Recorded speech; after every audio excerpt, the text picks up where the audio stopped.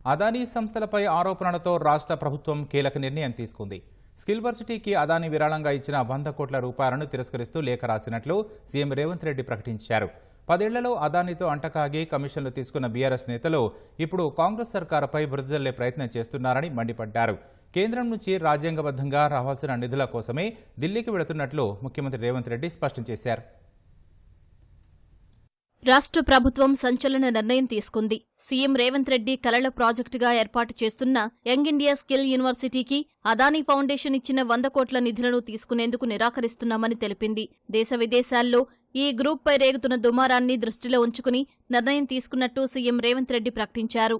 రాష్ట్ర ప్రభుత్వాలు కానీ కేంద్ర ప్రభుత్వాలు కానీ ఏదైనా అంశంలో పెట్టుబడులు పెట్టడానికి అందరికీ సమానమైన అవకాశాలు లేదా ఏదైనా పనులను కేటాయించడం కానీ అదానీనే కాదు, అంబానీ కావచ్చు, టాటా కావచ్చు, బిర్లా కావచ్చు, రాజ్యాంగబద్ధమైన రక్షణ ఉంటుంది, వాళ్ళు పెట్టుబడులు పెట్టడానికి అవకాశం ఉంటుందని రాహుల్ గాంధీ గారు వివరించడం జరిగింది.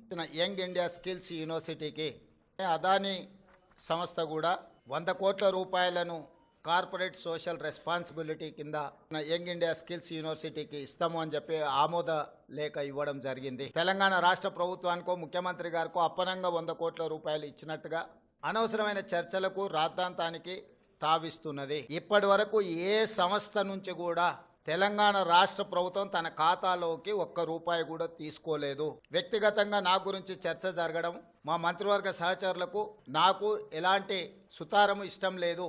అందుకే స్పష్టంగా నిన్ననే రాష్ట్ర ప్రభుత్వం తరఫున అదానీ గ్రూప్ ఆఫ్ కంపెనీస్కి మా అధికారి జయేష్ రంజన్ ద్వారా లేఖ రాయడం జరిగింది.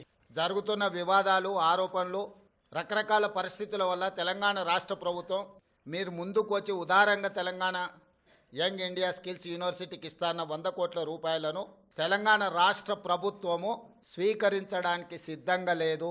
కాబట్టి దయచేసి మీ 100 కోట్ల రూపాయలను యంగ్ ఇండియా స్కిల్స్ యూనివర్సిటీకి బదిలీ చేయొద్దు అని చెప్పి విస్పష్టంగా వారికి లేఖ రాయడం జరిగింది. పక్క రాష్ట్రాలు, పక్క దేశాలలో అదానీ గ్రూప్ ఆఫ్ కంపెనీస్ మీద జరుగుతున్న వివాదానికి తెలంగాణ రాష్ట్ర ప్రభుత్వానికి ఎలాంటి సంబంధం లేదు.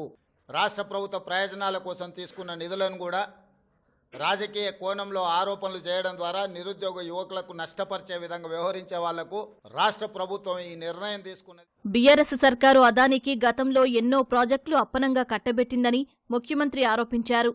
వాటన్నింటిపై న్యాయ విచారణకు సిద్ధమా అని రేవంత్ రెడ్డి ప్రశ్నించారు. జైలుకెళితే సీఎం అవుతాననే కలల్లో మాజీ మంత్రి కేటీఆర్ తేలియాడుతున్నారని ఎద్దేవా చేశారు. ఇది అదాని పక్కలు ఉన్నాయని ఎవరు ఈయన పేరు గుర్తుపడతావా? చంద్రశేఖరరావు ఆయన వంగి నమస్కారం పెడుతున్నాయి. అప్పుడు ఆయన వంగినా ఇట్లా ఆయన ఇచ్చిన వర్కులు కొన్ని నేను లిస్టు చదివి చెప్పిస్తా.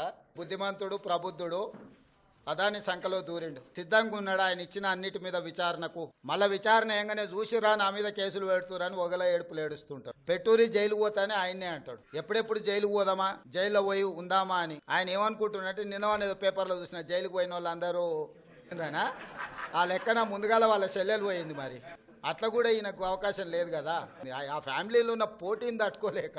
కాబట్టి ఇట్లాంటి చిల్లర ఆలోచనలు మానాలి. 10 ఏళ్ళు మంత్రి చేసినోడు అదానితో అంటగాగి అదాని దగ్గర కమిషన్లు మెక్కి నేను చేసిన ప్రయత్నం అదాని సిఎస్ఆర్ ఫండ్స్ నుంచి తెలంగాణ నిరుద్యోగ యువకుల కోసం వాళ్ళ భవిష్యత్తు నిర్మించడం కోసం ఆలోచన చేసి యంగ్ ఇండియా స్కిల్స్ యూనివర్సిటీకి సిఎస్ఆర్ ఫండ్స్ కింద 100 కోట్లు తీసుకొస్తే అది రాష్ట్రానికి ప్రయోజనం. కేసీఆర్ లాగా అదాని నుంచి అప్పనంగా నిధులు మా కుటుంబానికి కొట్టేయాలి. వయనాడ్, నాందేడ్ లోక్సభ ఎన్నికల్లో ఓటర్లు ప్రధాని మోదీ నాయకత్వాన్ని నిర్ద్వందంగా తిరస్కరించారని ముఖ్యమంత్రి విమర్శించారు. మహారాష్ట్ర, జార్ఖండ్లో ఉన్న ప్రభుత్వాలే కొనసాగాయని, అందులో బీజేపీ వాళ్లు జబ్బలు చరుచుకునేంత విజయాలు దక్కలేదని విశ్లేషించారు. మహారాష్ట్రలో రాష్ట్ర ప్రభుత్వానికి సంబంధించిన ఓటు మహాయుతికి వేసిండ్రు, కేంద్ర ప్రభుత్వానికి సంబంధించిన ఓటు రాహుల్ గాంధీకి వేసారు. అన్ని అసెంబ్లీలు ఓడిపోయినా నాందేడ్ పార్లమెంట్లో రవీంద్ర చౌహాన్ కాంగ్రెస్ పార్టీ గెలిచింది. దీన్ని బట్టి నరేంద్ర మోడీ నాయకత్వాన్ని, ఆ మంత్రివర్గంలో పనిచేస్తున్న కిషన్ రెడ్డిని చీదరించుకున్నారు, చీకొట్టిరు మహారాష్ట్ర ప్రజలు. మోడీ నాయకత్వాన్ని తిరస్కరించిన విషయాన్ని కప్పిపుచ్చుకోవడానికి మహారాష్ట్రలో మీ ప్రభుత్వం ఉంది, మీ ప్రభుత్వం ఏర్పడ్డది.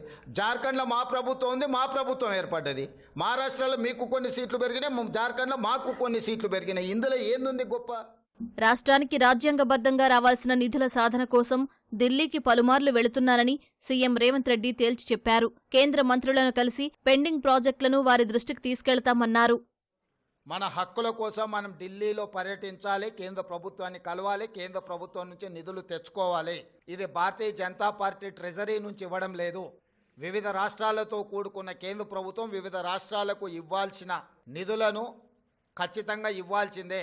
రాజకీయ పక్షపాత వైఖరితోనే నిర్లక్ష్యం వహించిన లేకపోతే అన్యాయం చేసినా ప్రస్తావించడానికి పర్యటన చేయాలి. మన అంశాలను వాళ్ళ దృష్టికి తీసుకెళ్లకుండా రాష్ట్రానికి నిధులు వస్తాయనో అనుమతులు వస్తాయనో ఫామ్ హౌస్లో పండుకుంటే రాష్ట్ర ప్రజలకు ప్రయోజనం ఉండదు. తప్పకుండా ఢిల్లీ నుంచి రాబట్టుకోవాల్సిన నిధులను అన్నిటినీ రాబట్టుకుంటాము. అప్పుడే తెలంగాణ రాష్ట్రం అభివృద్ధి జరుగుతుంది. తెలంగాణ రాష్ట్ర హక్కులను మనం కాపాడిన వాళ్ళం అవుతాము.